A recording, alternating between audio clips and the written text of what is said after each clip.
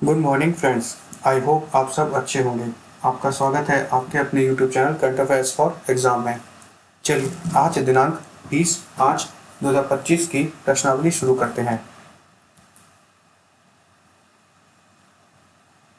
निम्नलिखित में से किस देश ने दक्षिण एशियाई फुटबॉल महासंघ अंडर 19 चैंपियनशिप 2025 जीती है? भारत, नेपाल, भूटान, बांग्लादेश। इसका सही जवाब है भारत। भारत ने बांग्लादेश को पेनल्टी शूटआउट में 4-3 से हराकर दक्षिण एशियाई फुटबॉल महासंघ अंडर 19 चैंपियनशिप जीती है। 2025 south Asian football federation championship under 19 championship का 7वां संस्करण था। चलिए अगले प्रश्न पर आते हैं।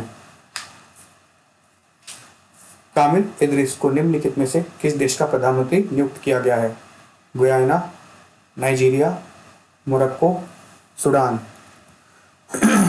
इसका सही जवाब है सूडान।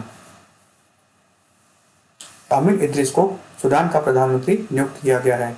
इस नियुक्ति का उद्देश्य आरएसएफ के साथ चल रहे संघर्ष के बीच एक संक्रमणकालीन नागरिक सरकार की स्थापना करना है और यह सेना की हालिया प्रगति को दर्शाता है। चलिए अगले प्रश्न पर आते हैं। निम्नलिखित में से किसने हाल ही में इटालियन ओपन खिताब जीता है? Jannik Sinner, Caspar rude, Carlos Alcaraz, Daniel Medvedev. इसका सही जवाब है कार्लोस अल्कराज। कार्लोस अल्कराज ने हाल ही में इटालियन ओपन खिताब जीता है। चलिए अगले प्रश्न पर आते हैं। निम्नलिखित में से किसने पुनर्निर्मित मल्टी एजेंसी सेंटर का उद्घाटन किया है? श्री नरेंद्र मोदी, श्री अमित शाह, श्री राजनाथ सिंह, श्री अनुराग ठाकुर। इसका सही जवाब है श्री नरेंद्र मोदी।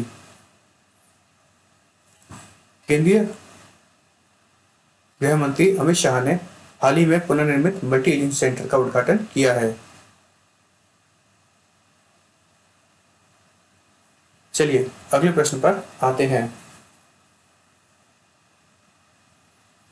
निम्नलिखित में से किस राज्य सरकार ने किसानों को सशक्त बनाने के लिए विकसित कृषि संकल्प अभियान शुरू किया है?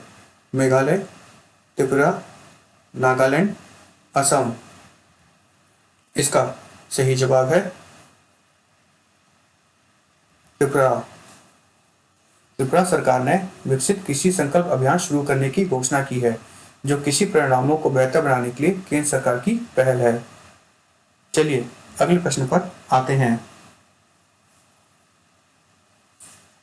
ICRA का अनुमान है कि 31 मार्च 2025 को समाप्त तिमाही में भारत की GDP कितने प्रतिशत की दर से बढ़ेगी? 6.5, 6.7, 6.8, 6.9। इसका सही जवाब है 6.9। ICRA का अनुमान है कि 31 मार्च 2025 को समाप्त तिमाही में भारत की GDP 6.9% बढ़ेगी। चलिए अगले प्रश्न पर आते हैं। हाल ही में निम्नलिखित में से किसने 42.4 करोड़ रुपए की लागत वाली एकीकृत एक्वा पार्क की आधारशिला रखी? श्री नरेंद्र मोदी, श्री अमित शाह, श्री राजीव रंजन सिंह, श्री राजनाथ सिंह। इसका सही जवाब है श्री राजीव रंजन सिंह। श्री राजीव रंजन सिंह ने हाल ही में प्रधानमंत्री मत्स्य संपदा योजना के तहत 42.4 करोड़ रुपए की लागत से बनने वाली एकीकृत एक्वा पार्क की आधारशिला रखी। PMMSY प्रधानमंत्री मत्स्य संपदा योजना एक प्रमुख सरकारी योजना है, जिसका उद्देश्य मछली उत्पादन को दोगुना करना और मछली किसानों को बुनियादी ढांचे, प्रौद्योगिकी और प्रशिक्षण के साथ समर्थन देना है। चलिए अगले प्रश्न पर आते हैं। निम्नलिखित में से किसने हाल ही में इटालियन ओपन खिताब जीता है? Jannik Sinner, Carlos Alcaraz, Casper Ruud, Daniil Medvedev. इसका सही जवाब है कार्लोस अल्कराज। कार्लोस अल्कराज ने हाल ही में इटालियन ओपन खिताब जीता है।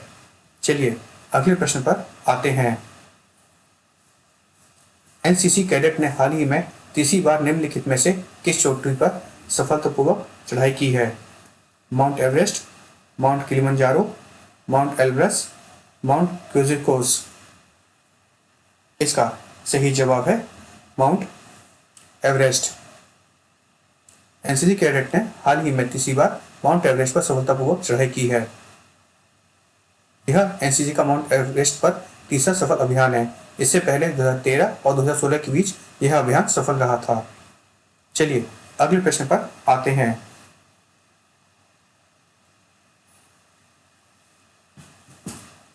भारत ने हाल ही में निम्नलिखित में से किस देश से कुछ वस्तुओं के प्रवेश पर प्रतिबंध लगा दिया है? विशेष रूप से भूमि बंदरगाहों के माध्यम से, जिससे तैयार वस्त्र और प्रसंस्कृत खाद्य पदार्थ प्रभावित होंगे। मालदीव, नेपाल, भूटान, बांग्लादेश। इसका सही जवाब है बांग्लादेश।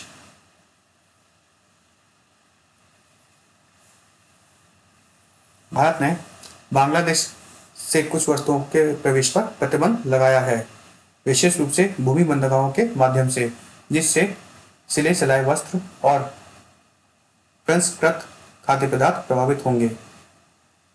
यह कदम तत्काल प्रभाव से लागू हो गया है और इससे इन वस्तुओं के असम, मेघालय, त्रिपुरा और मिजोरम तथा पश्चिम बंगाल के कुछ स्थानों सहित पूर्वोत्तर में भूमि सीमा शुल्क स्टेशनों और एकीकृत जांच चौकियों के माध्यम से प्रवेश पर प्रतिबंध लगा गया है। फ्रेंड्स, आज का सेशन यहीं समाप्त होता है। आपको हमारा सेशन कैसा लगा कमेंट करके बताइएगा तथा लाइक एवं सब्सक्राइब अवश्य कीजिएगा। धन्यवाद।